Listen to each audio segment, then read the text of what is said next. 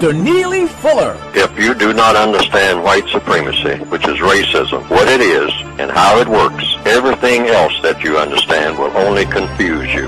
Only confuse you. Only confuse. If you don't understand the system of white supremacy, which is racism, what it is, and how it works, everything you do understand will only confuse you. Now, these are the infamous words from an impeccable Neely Fuller. Now, I've been listening to a lot of this guy lately, Neely Fuller, and I find his ideologies, his philosophies, nothing less than mesmerizing. I'm like, when it comes to this pro-black arena, the usual combatants to white supremacy, you know, Tariq Nasheed, Dr. Cloyd Anderson, you know, and I'm saying Dr. Umar Johnson. I'm like, you know, everybody has their methods, but I find Neely Fuller to be the most intriguing. I'm like, he's a very persistent, you know. I'm like, he just breaks it down simple. You have to replace the system of white supremacy with a system of justice. That white supremacy is the greatest religion on earth. He refers to it as a religion. Now, these are Mr. Fuller's words. I'm like, the world has never known anything like white supremacy, you know, throughout the history of humanity. What is white supremacy? The white man going across the globe and mistreating people based on skin color. Of the white man seeing these other people, these colored people, and say, hey, they're a different color than us, so therefore, you know, we have the right to mistreat them. Also find that one thing I find very intriguing about Neely Fuller is that he does not accept donations. He only wants money in exchange for his books. You know, he does not accept he stated that, you know, people tried to donate to him, and he's you know, he's giving all donations back. You know, so this is a man of very strong moral fiber, and what he has done, he has put together something that he has called the compensatory concept. You know, the code language or something or other. He came out with a strategy guide on how to deal with racism and white supremacy on a day-to-day basis. He's coming up with solutions that, you know, we have to get rid of this thing. We have to replace the system of white supremacy with a system of justice. And justice is that making sure none of the peoples on the earth get mistreated, and those that need help gets the most constructive help. Neely Fuller has stated that there's no clear definition as of right now of justice, even in the dictionary. Now, whether you believe in white supremacy or not, you can't say that we operate on a system of justice. And as Mr. Fuller explains it, that white supremacy and racism has infected all 9 areas which we operate on, and those 9 areas are law. Let me get this right: law, war, labor, economics, sex, entertainment, education, politics, and religion. I'm like, I love the way Neely Fuller, you know, breaks it down. You know, he doesn't use a whole lot of perplexing wordplay. I'm like, it's complex but simple at the same time. Neely Fuller is also a no-nonsense individual. You know, I'm like, he cuts right through the chase. You know, I'm like, he deals with, you know, just things that that you can conclude as facts. You know what I'm saying? It's no detour routes. He says, hey, this is white supremacy, this is what we have to deal with. He doesn't resort to petty name calling, you know, calling people bootlickers. You know what I'm saying? He doesn't whine and gripe about black women. You know what I'm saying? You know, he keeps his eyes on the prize, which is the white man, which is white supremacy. And I like how, you know, Neely Fuller's from the old school. You know, I've been listening to this guy Neely Fuller day and night for like the past 3 weeks. Been listening to him in my car when I drift off into sleep. Alright, he talks on a radio program, and somebody grabs it and then makes YouTube videos. All you have to do is search him on YouTube. You know, he got hour-long presentations. You know, he talks on the radio, he answers questions. So, you know, and of course people are going to try to counter his message. You know, people are going to try to trip him up, and he always comes up with a very intelligent answer, dang near infallible answer. You know what I'm saying? To, you know, his distractors are those that want to just ask constructive questions.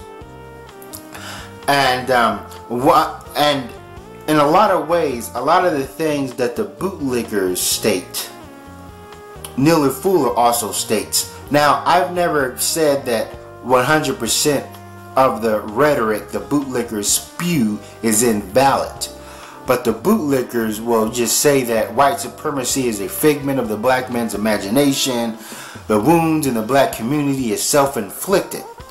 Now, Neely Fuller states that, you know, white supremacy looms over us, and for black people to be the best that they can be, we gotta try to end racism. And his method is as how black people react and respond. You know, I'm like, we can't, you know what I'm saying? It's not about waiting for white people to, you know, finally evolve and say, hey, we're not going to mistreat these people on color. You know, that's how we react. And the white supremacists expect us to react a certain way. And one thing we can do is how black people interact with each other. You know, Neely Fuller scrutinized blacks a lot. You know, this goes into what the bootlickers be saying. You know, but he explains the method to the madness, why this madness exists. You know, it's due to white supremacy, about how destructive black people are, how they don't interact or get along, or how some black people find solace and comfort among white people. So, you know, of course, white people got the best of the best. They got the best resources. You know, they're going to have the best access to education. So being amongst them, even though you may face racism firsthand, that you may have access to their community. You know, and that it's like if a black person was stranded in a desert, you know, he's like, where am I and where can I find some white people? You know, under the system of white supremacy, you know what I'm saying, white people are going to have, you know, the best resources. You know what I'm saying? Things was planned out that way. And as far as black people interacting with one another, Neely Fuller says that blacks, we should only interact when we have something constructive to say and not destructive. You know, even that with black people, even these insults, these petty insults, you know what I'm saying, can be very harmful, because, you know, black people will joke and then fuss and then eventually start fighting. And that if going up against white supremacy, you have to have the mentality and the discipline of a trained soldier, and that means not react to petty frickin' frat. You know, Neely Fuller is from the old school. I'm like, he's still alive. You know, I'm like, this guy has been alive since the Great Depression. And he goes into what he considers the elevator insults, which, you know, black people are on this elevator and they say, oh, you sure is ugly, you know. And black people would just joan and crack on each other right there in the company of white people. And on white people to have them a good cackle at it. And, you know, I think about this corner of YouTube, you know, we had this, you know, what is supposedly meaningless drama. You know, people with their, you know what I'm saying, you know, throwing snipes at each other, but then it'll escalate to people calling houses, dropping documents, to the point where they want to meet at somebody's house for a round of fisticuffs. You know, and that's the thing. Now, I understand that white people can be rambunctious too, especially on YouTube. You know, the video game corner is very malicious. But, you know what I'm saying, you can't just have this stance of white people do it too. As if you sit and you see the enemy slacking off, drinking moonshine and whatnot, and cutting up and, you know, looking at centerfolds, and you say, oh, well, you know, these people are doing it over there. But if you recognize these people as, you know what I'm saying, the imposing force, you know what I mean, you should seize the opportunity. Like, you see them slacking off, this is the way you can plan your attack in an ambush, you know, and so forth. You know what I mean? That's where I'm getting at. You know, and it goes into what Hollow Point said, that black YouTube must unite or die. You know, I'm like, if you can laugh and joke or whatever, but if you say that, oh, we gotta fight this thing called white supremacy, that means you gotta be on your P's and Q's.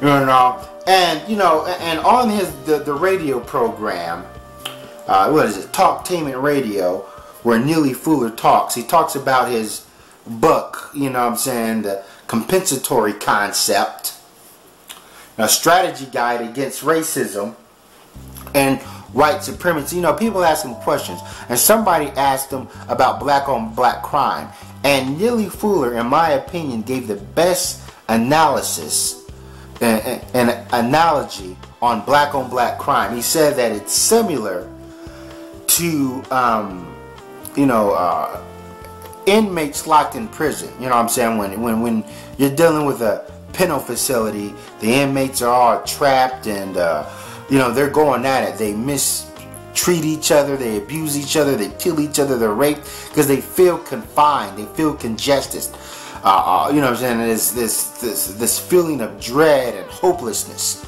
wanting to do damage to the immediate persons around them and the immediate surroundings, and they do more damage to one another than their captors. Now, the prison guards aren't the reason that they're in jail, but they keep the institution running, and that's why I quit working at the jail.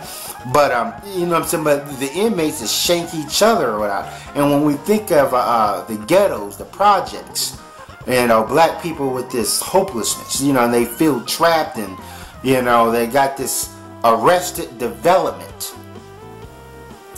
And that's what they do, you know what I'm saying? It's the concept of black on black crime or whatever, just killing those that, you know what I'm saying, that you're immediately surrounded by.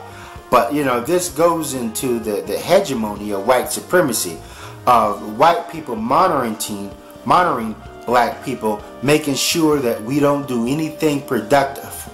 And get into our heads that, you know what I'm saying, anybody that looks like us, we must destroy it.